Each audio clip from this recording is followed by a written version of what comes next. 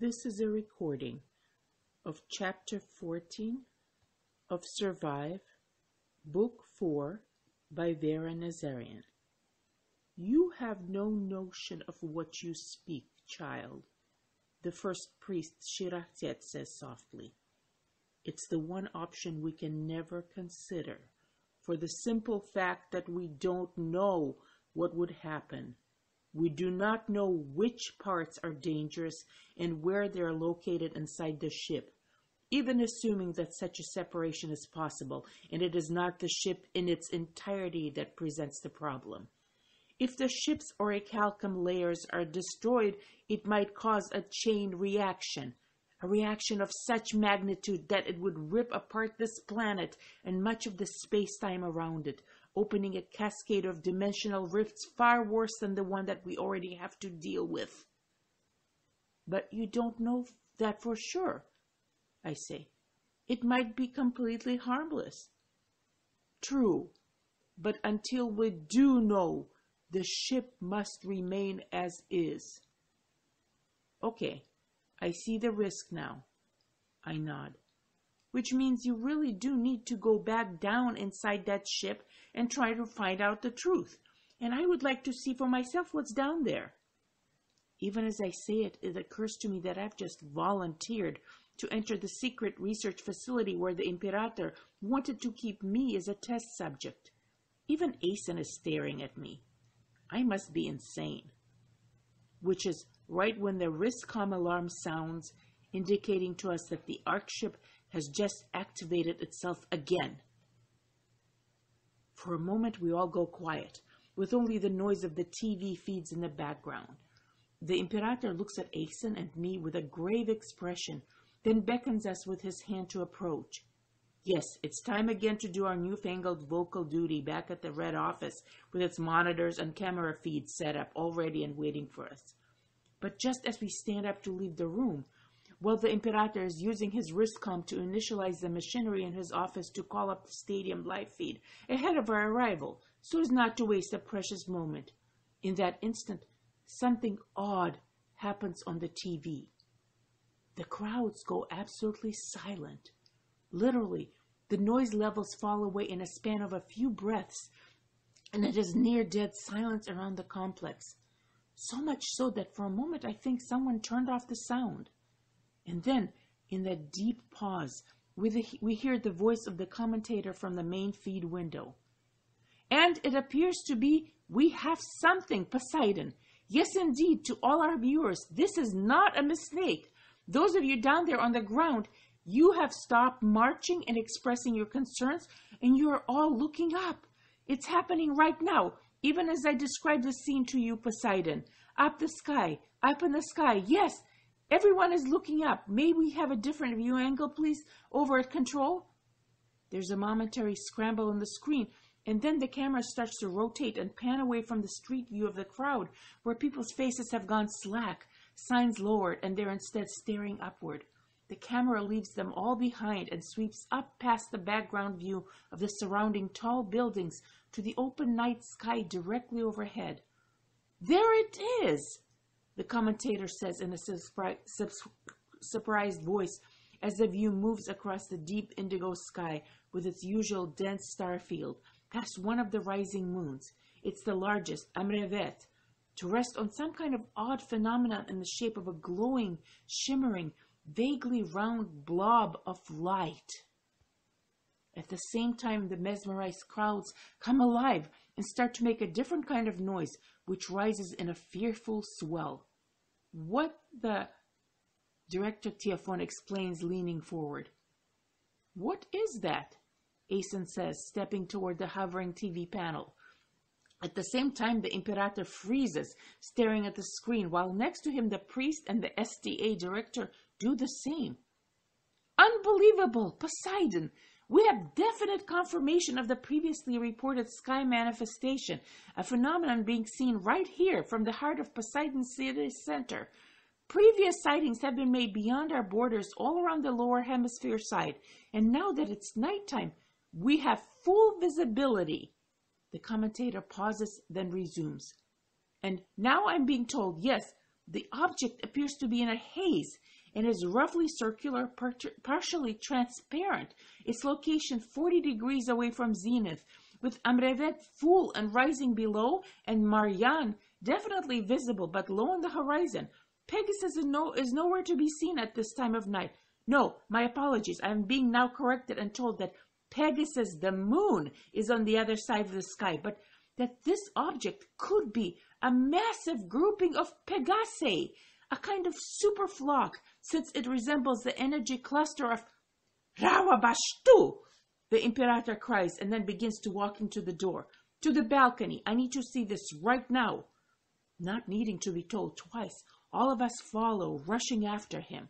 We walk at a near run along a few corridors, emerging in an antechamber that has a grand terrace balcony running along the exterior wall, and the Imperator opens the glass enclosure doors and emerges outside.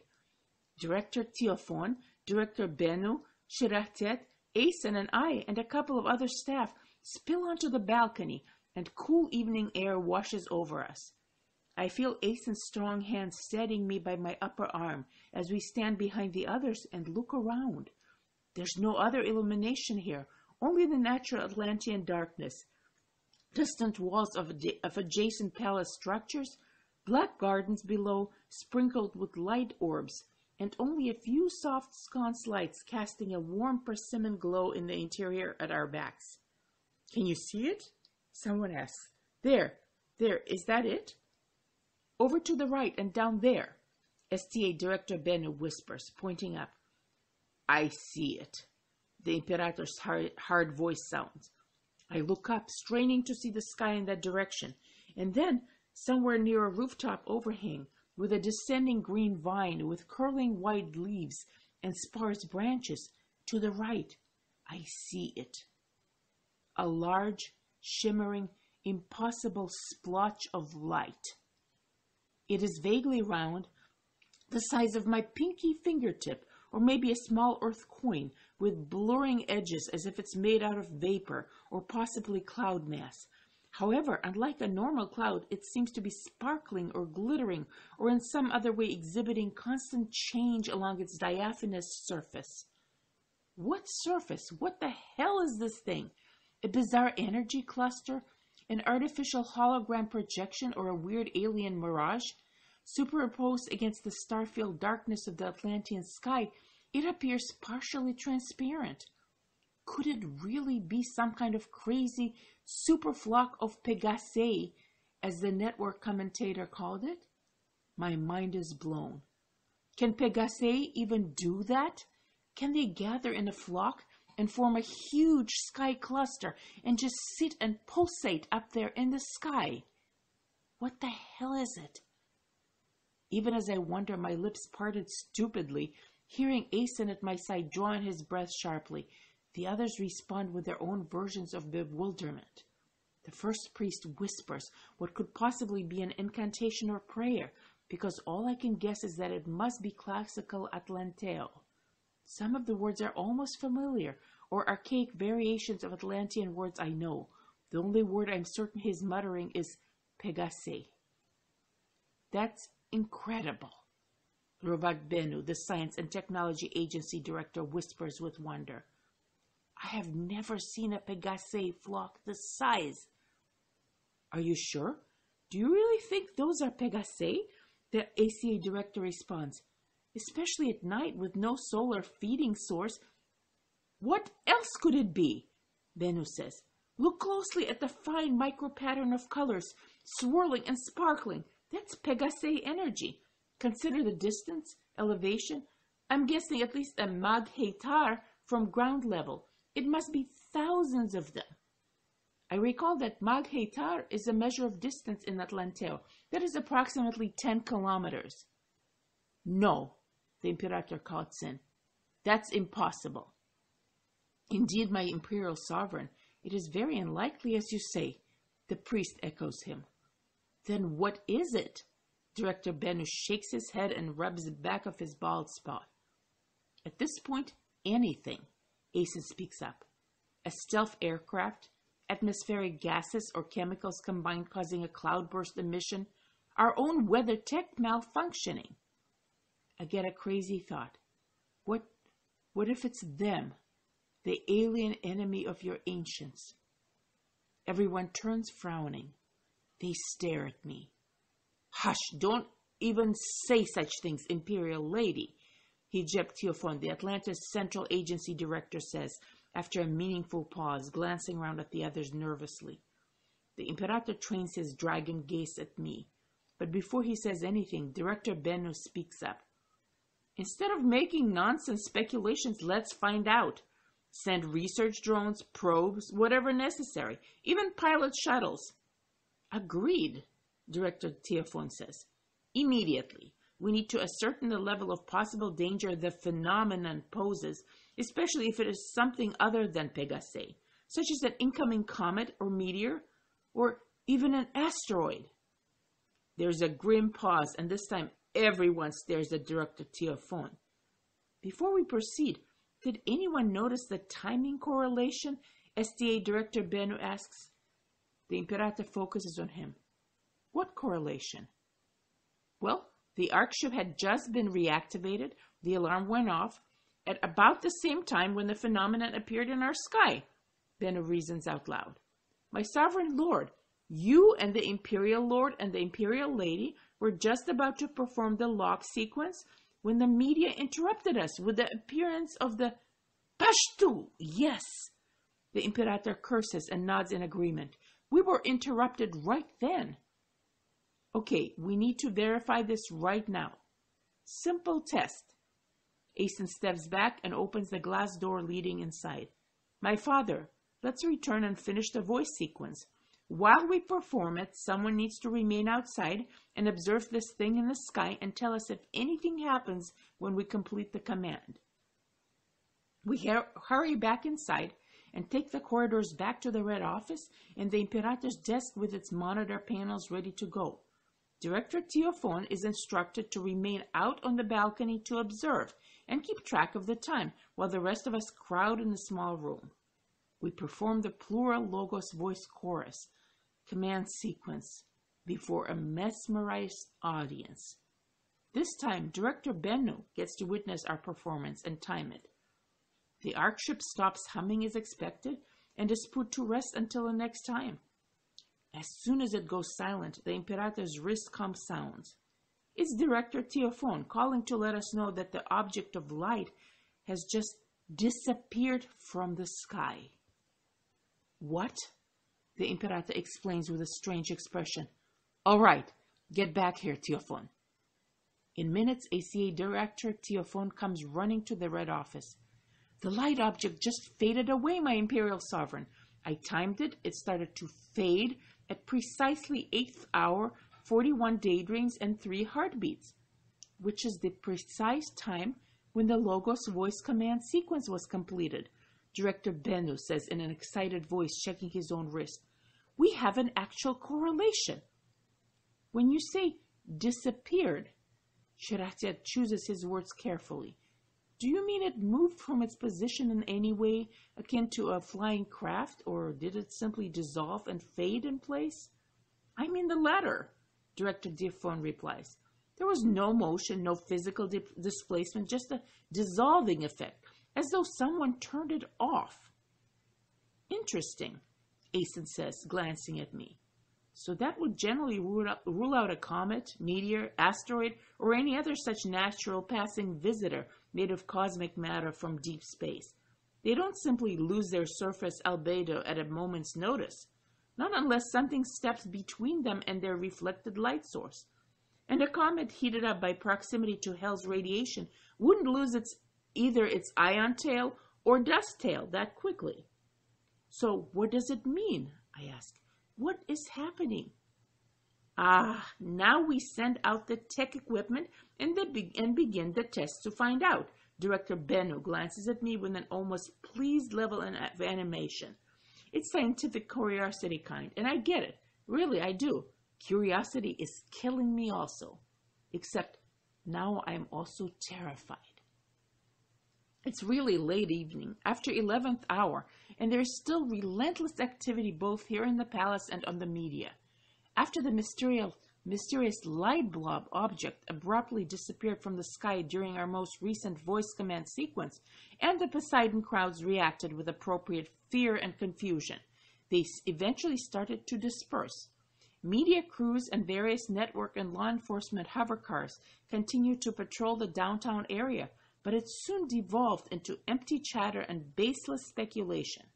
And now they're still out there, but we have more pressing issues to deal with. The Imperator has directed all the agencies and their tech resources to investigate the global skies around the planet. And Asen, as SPC commander, has ordered new shifts of deep space patrols to investigate distant space.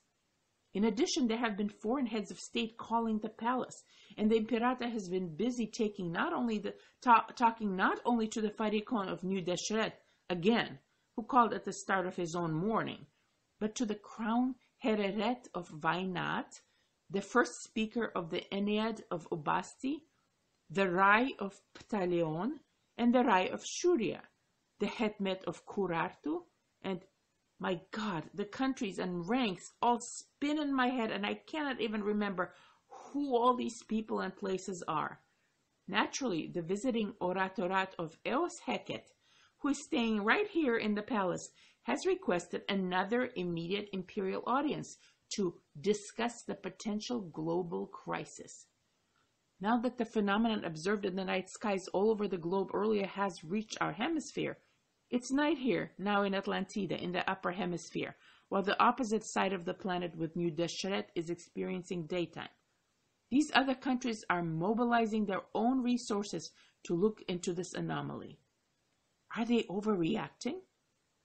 One thing that I've picked up during my studies on board the fleet arc ships over the past year of our journey here is that the Atlanteans are good at knowing everything about their home environment, be it the planet's surface itself, its skies, oceans, or the surrounding space and solar system. Everything is analyzed, tracked, constantly monitored. There are no surprises. So when something out of the ordinary is discovered, they tend to go into full alert mode. And now, because I'm additionally aware of their constant state of vigilance against an alien enemy, I can see why everywhere on the globe there's a sense of unspoken panic. Unlike Earth, where UFO sightings were made light of by the public and summarily dismissed by the authorities as conspiracy nonsense or ignorant and misinterpretation of common natural phenomena, and in some cases, clandestine government activities. Atlantis takes everything potentially alien dead seriously. It occurs to me, that's probably a good thing. All throughout this madness, Asen has been receiving his own flood of calls on his wristcom, many of them from our friends and family. Gracie had called, crazy with worry, and Asen gives me his personal unit for a minute to talk to her and calm her down. Then has our conversation transferred over to a nearby TV panel display to free up his line for urgent incoming data. Then the Estra Daimon start calling Asen, one after another. Xelio, Ker, Oala, Erita, and some others, all asking what is going on. And I overhear thinly veiled talk about lights in the sky. Eventually, everything just gets so chaotic that my mind is no longer able to keep the events straight. I don't even know how late it is now. 12th hour? Father, permission to return to my estate. Gwen needs to rest, and she has the final ceremony to attend tomorrow. And so do we, Asen says firmly, as we all sit in another room over a half-eaten late Niktos meal. I've configured my personal unit to connect remotely to the Stadion live feed, so no need for us to be present here. As soon as the alarm sounds, it will wake us. We can then coordinate with you and call in our 3 voice sequences together, remotely.